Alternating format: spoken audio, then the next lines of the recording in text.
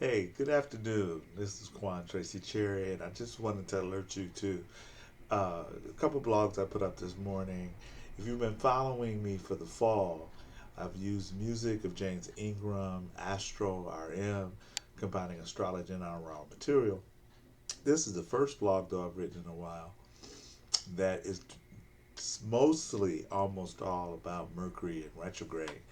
And he goes on December 13th, so he's going into his shadow today.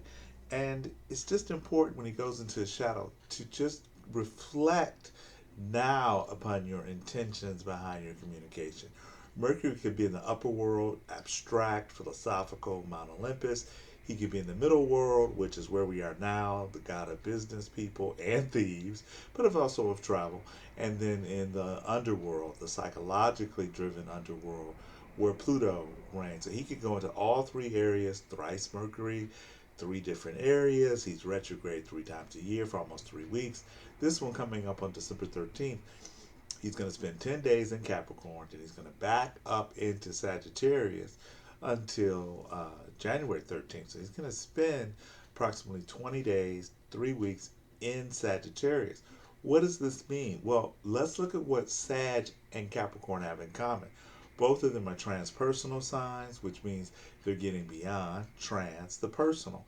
So Sag does it through, its aspirational self, its inclusive thought, and it does can lean into depression when it overcommits, when it realizes it's just 24 hours in a day, 168 hours in a week, and then it became low grade, resentful of how many times it said yes. So I call it the overcommitment disease.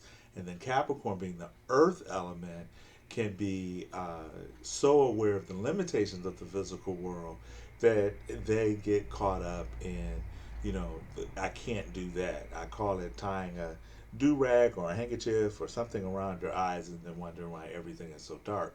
So, this Mercury retrograde is very important to understand the principles of contraction, which is Capricorn, and expansion, which is Saturn.